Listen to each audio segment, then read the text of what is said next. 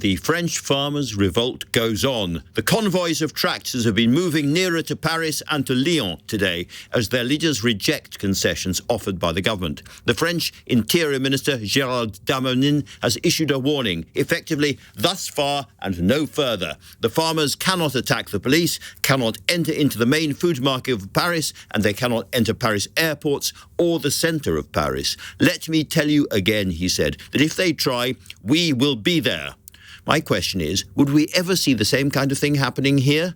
The issues at the heart of the protests, after all, are very keenly felt here as well. I'm talking about rising costs, environmental damage, red tape and so on. With me to discuss these challenges from a UK perspective is the President of the National Farmers Union, Minette Batters. Minette, very good to see you there.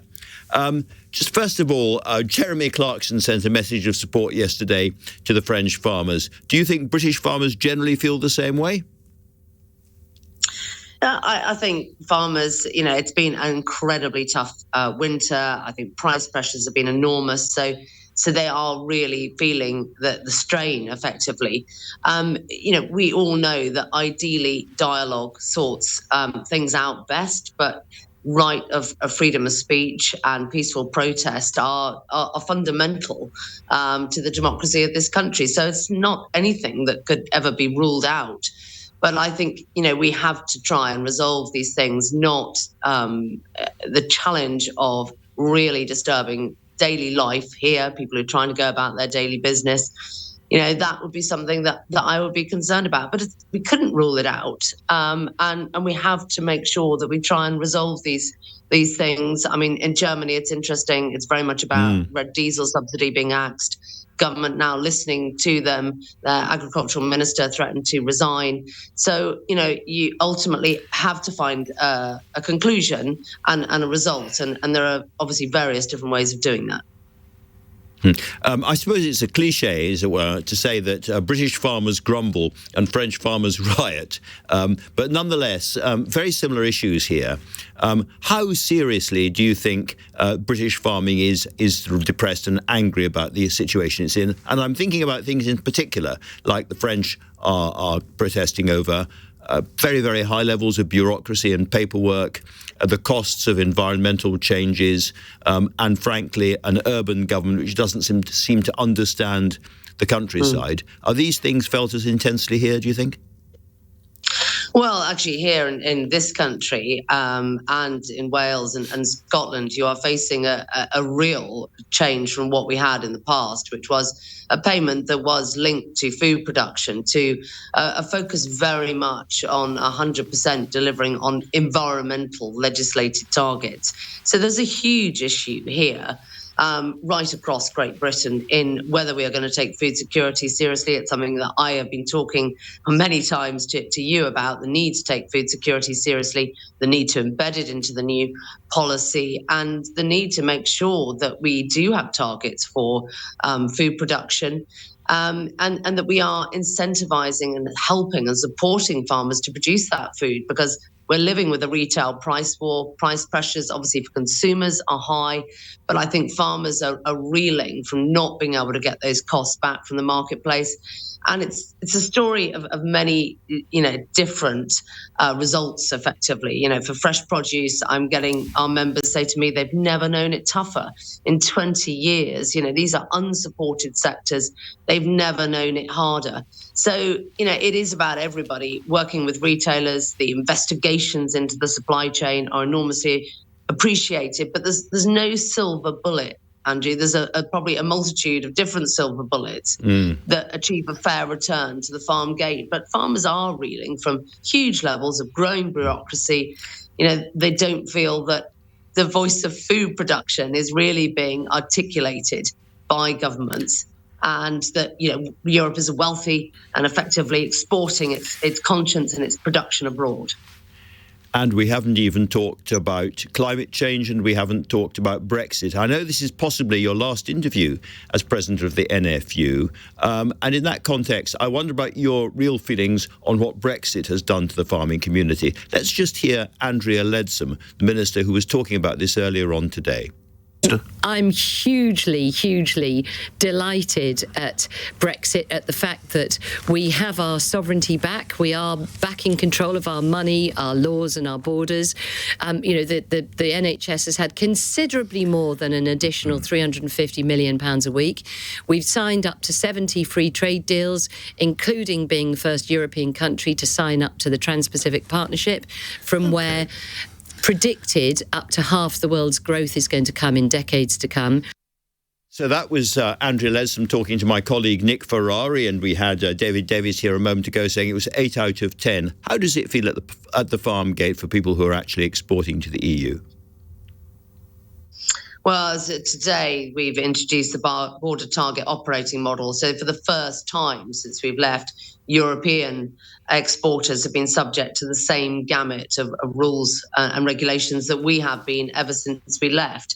So, it's taken, I think, a fair while to get Brexit settled in, if you like. It's still not completely finalised. There are still situations like sea potatoes to be overcome. Trade deals, what we've lobbied for is a fair approach to trade. We didn't see that with Australia or New Zealand, but I was really pleased that the government stuck to its lines on food safety with the latest trading relationship discussion with Canada. And they actually pulled out of the Canadian discussions because the Canadians wanted to export hormone-treated beef. So that's been a red line, and that is welcome from this administration. Don't forget, it's been a Conservative government, but they've been extremely different. Minette Batters, thank you very much for that. And in whatever comes next, the very best of British luck. Thank you so much. Now then, we should make the point that they are not exclusive, these protests, to the French. Protests have spread into Belgium, where the port of Zeebrugge today is completely blockaded, and into Italy, with protests in Rome and Milan as well. There are protests in the Netherlands, Germany and many other countries. They have been happening indeed across Europe and, of course, in the United States as well. And they're often associated with right-wing revolts against central government politicians. And the real question is why?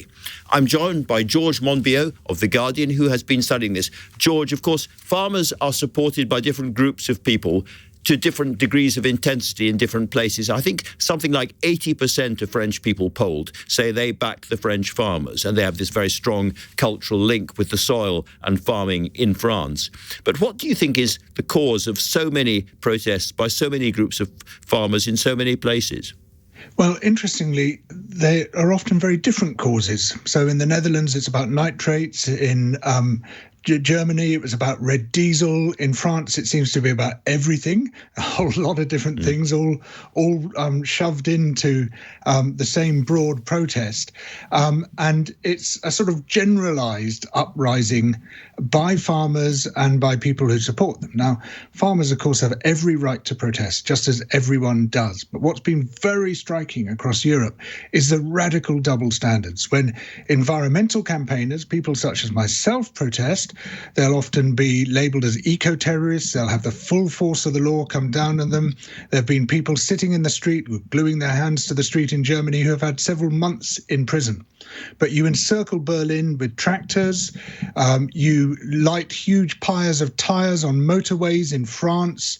You dump entire trailer loads of manure and rubbish in city streets, and the police stand back and leave you alone. It's a quite extraordinary thing to witness, this profound inequality before the law. Is this some kind of a visceral feeling that farmers give us our food and are therefore kind of untouchable, almost in a way that doctors and nurses, because they look after us, are untouchable? Yes, I think there is something there. And I think on top of that are these sort of very deep cultural stories. You know, these are the authentic people, the rooted people. These are the people with whom the nation identifies. They're almost the soul of the nation. So they can do things which other people can't. And you've spotted that in some parts of the world, I'm thinking particularly of Germany and Austria, old anti-Semitic parties have battened onto this. And, you know, the authentic voice of pure white Christian farming has been sort of heard again as it was in the 1930s. I think it's a very dangerous moment. The historian Robert Paxton, a very eminent historian of fascism, pointed out that it was in the countryside that both Mussolini and Hitler won their first mass following, and it was angry farmers who provided their first mass constituency. And what we're seeing now is a kind of reiteration of many of those really dangerous themes in European history. We see similar stories to the stories that were being told in the 1920s and the 1930s. And the language might have changed a little bit, whereas in Germany and Italy in 100 years ago, fascists were raging against aliens and cosmopolitans, by whom they meant Jews and other outsiders. Today they talk about globalists and immigrants, but they mean exactly the same things. I mean, it's not just Jews, but, scapegoats, effectively. I mentioned the United States, George, very briefly. You've been talking a lot about Europe, but is something of the same going on in the US as well? Yes, it's an extraordinary thing. In fact, there's been some very interesting analysis showing how some of the leading figures in the Capitol attack after Trump lost the election were people who'd really cut their teeth on agrarian protests, particularly in Nevada. And groups such as the Oath Keepers and the 3 Percenters were militias which they more or less led the attack on the US Capitol building in January 2021. But they had previously consolidated around a kind of agrarian revolt when a rancher called Cliven Bundy had illegally herded his cattle onto public lands with damaging ecological consequences. The state and federal authorities told him to leave, and these militias turned up to defend him. And they had an armed confrontation with federal agents, and the federal agents backed down. They harassed and threatened to kidnap officials. Officials had to flee, and none of them were punished. They weren't arrested. They weren't prosecuted. And people said, absolutely well, that's fascinating, partly what drove their confidence in attacking the Capitol later. Never, ever underestimate an angry farmer. George Monbiot, thank you so much for talking to LBC.